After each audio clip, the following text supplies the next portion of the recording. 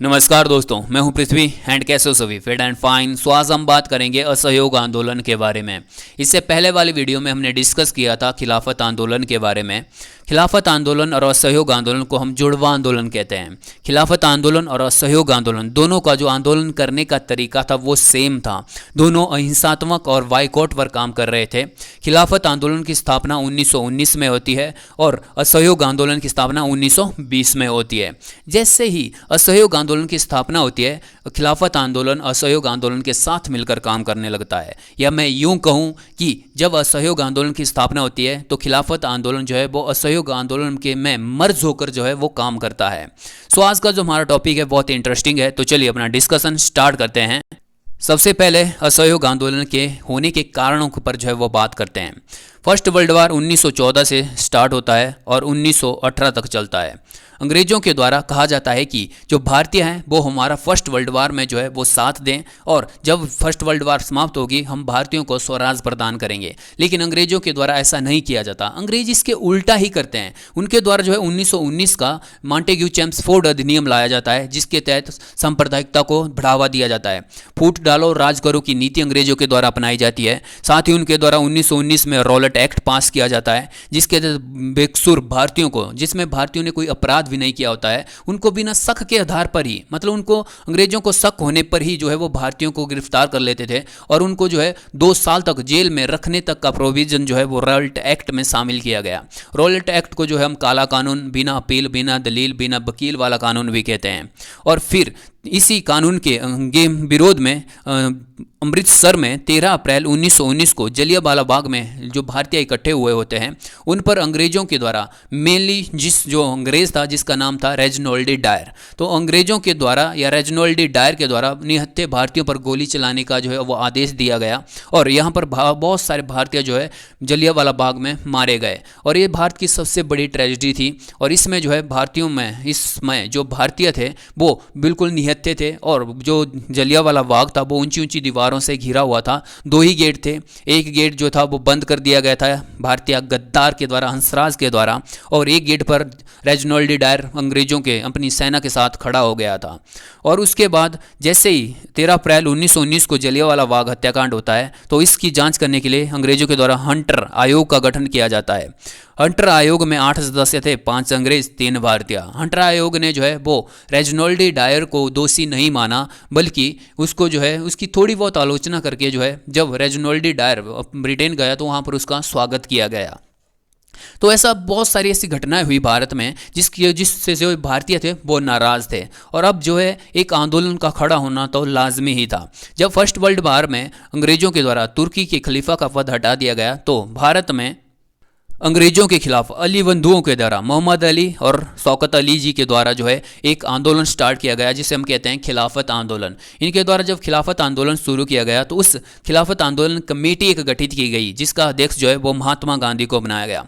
महात्मा गांधी खिलाफत आंदोलन को ऑब्जर्व कर रहे थे कि जो खिलाफत आंदोलन है उसमें पूरे भारत के जो मुस्लिम हैं वो एकजुट हो चुके हैं। वो लगातार जो है वो अंग्रेजों का विरोध कर रहे हैं, उनका बहिष्कार कर रहे हैं।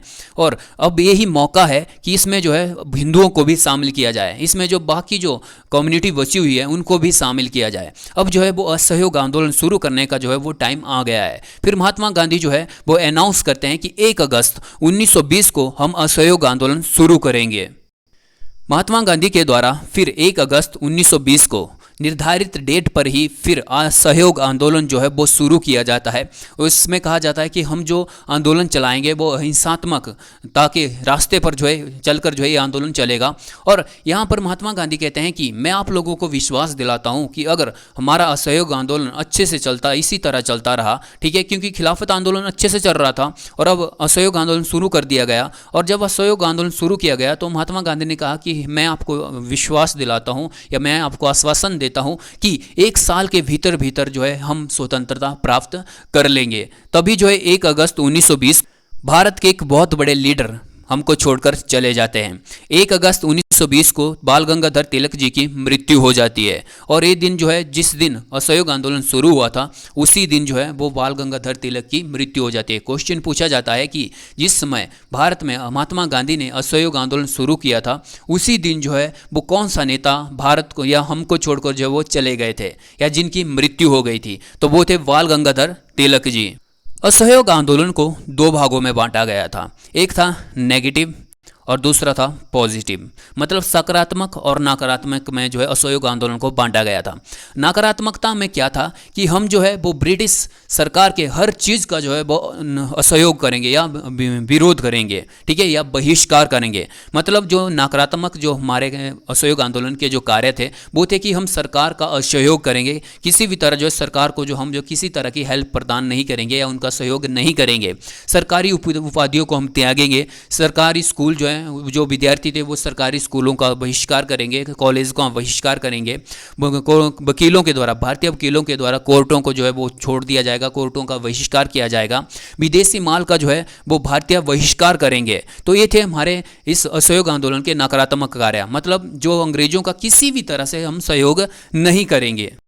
और जो सकारात्मक कार्य थे उसमें ऐसा था कि अगर हम जो हमारे भारतीय जो बच्चे हैं, ठीक है, जो भारतीय जो बच्चे जिन्होंने सरकारी स्कूलों का बहिष्कार किया है, जिन्होंने सरकारी स्कूल छोड़ दिए हैं, अब उनकी शिक्षा पर जो है कोई किसी तरह का प्रभाव नहीं पड़ना चाहिए, उनकी शिक्षा नहीं छूटनी चाहिए। इसलिए जो है हम यहाँ पर राष्ट्रीय स्कूलों की स्थापना करेंगे। तो इसके तहत जो राष्ट्रीय स्कूलों की स्थापना पर जोर दिया गया, राष्ट्रीय कॉलेजों को की स्थापना की गई। साथ ही साथ जो हमारा MSME सेक्टर है, क्योंकि हमने जो है वो विदेशी माल का बहिष्कार करना शुरू कर दिया था, तो अब हमें ऐसा चाहिए था कि हमें जो है वो स्वदेशी जो कपड़े हैं वो भी चाहिए थे, ठीक है। तो इसलिए जो है हमने हथकरघा उद्योगों को जो है वो प्रोत्साहन किया, स्वदेशी जो माल था उसको प्रोत्साहन दिया, और इस तरह से जो है वो सकारात्मक कार्य भी इसके साथ साथ चले, ठीक है। तो आपसे एग्जाम में पूछा जाएगा कि असहयोग आंदोलन जो है वो नकारात्मक और सकारात्मक कार्य पर जो है बंटा हुआ था, क्या ये जो फैक्ट है या क्या ये जो कथन है ये सही है? तो यस, ये जो है वो सही है, क्योंकि नकारात्मकता का मतलब था कि अंग्रेजों को जो है किसी भी तरह का सहयोग नहीं देना, सकारात्मकता का मतलब था अपने भारत में जो है वो स्वदेशी चीज़ों को बनाना और स्वदेशी स्कूलों की स्थापना करना। कांग्रेस का सितंबर 1920 को कलकत्ता में विशेष अधिवेशन होता है। देखो गाइज, आपको पता है कि कांग्रेस का जो है वो सालाना अधिवेशन दिसंबर में हुआ करता है, बट जब भी देश में किसी विशेष मुद्दे पर कांग्रेस को बातचीत करनी होती है, डिस्कशन करना होता है, तो कांग्रेस के द्वारा विशेष अधिवेशन बुलाया जाता है बीच में। तो 1920 का जो विशेष अधिवेशन बुलाया गया था वो सितंबर 1920 को कलकत्ता में बुलाया गया था। यहीं पर जो है वो असहयोग आंदोलन का प्रस्ताव कांग्रेस के पटल पर जो है या मंच पर जो है वो रखा गया था। मतलब इसका ये मतलब नहीं है कि जो असहयोग आंदोलन था वो इन कांग्रेस के अधिवेशन में पास होने के बाद जो है असहयोग आंदोलन चला था, ऐसा नहीं था। असहयोग आंदोलन जो है वो 1 अगस्त 1920 से सफलतापूर्वक अपना कार्य कर रहा था, सफलतापूर्वक जो पूरे भारत में फैला हुआ था।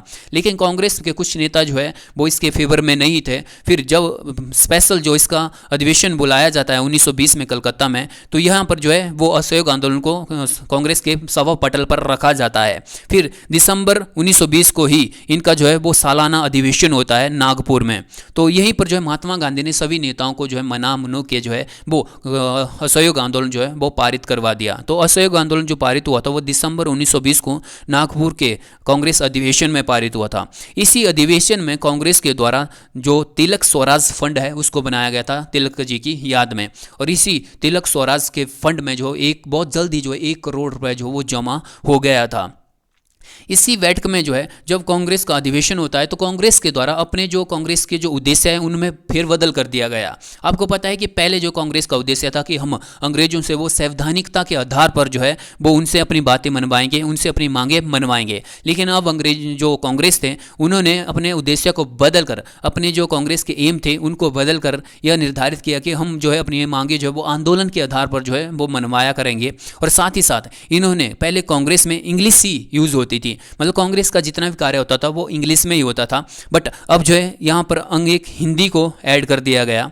कांग्रेस में हिंदी ऐड कर दी गई और जो रीजनल जो लैंग्वेज है, जो क्षेत्रीय जो भाषा है, उसको भी ऐड कर दिया गया कि अब जो है कोई भी व्यक्ति जो है वो अपनी रीजनल लैंग्वेज में, अपनी किसी भी भाषा में जो है वो यहाँ पर भाषण दे सकता है, बातें कर सकता है। और साथ ही साथ हिंदी को जो है इसमें ऐड किया गया था। और इसी के साथ यहाँ पर जो है इन्होंने एक चीज़ और ऐड कर दी कि कांग्रेस का कोई भी अगर व्यक्ति सदस्य बनना चाहता है तो उसे जो सिक्योरिटी कांग्रेस में जमा करवानी पड़ती थी पहले, तो इसमें जो है वो कांग्रेस का सदस्य बनने के लिए 4 आने जो है इसकी सिक्योरिटी रखी गई थी सालाना। ठीक है, वार्षिक जो है जो भी व्यक्ति 4 आने इसकी सिक्योरिटी कांग्रेस में जमा करवाएगा वो कांग्रेस का सदस्य बन सकता है।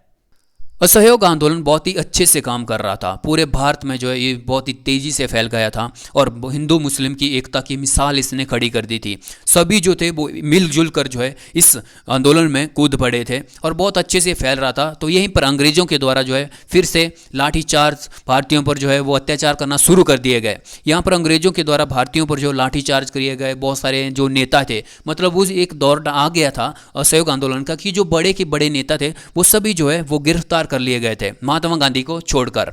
और यहीं पर जो है अब जो कांग्रेस के नेता है उनके द्वारा महात्मा गांधी पर जो है वो दबाव डाला गया कि आप जो है अब असहयोग आंदोलन को छोड़कर जो है वो सविनय अवज्ञा आंदोलन जो वो स्टार्ट कर दो। ठीक है, फिर महात्मा गांधी जो है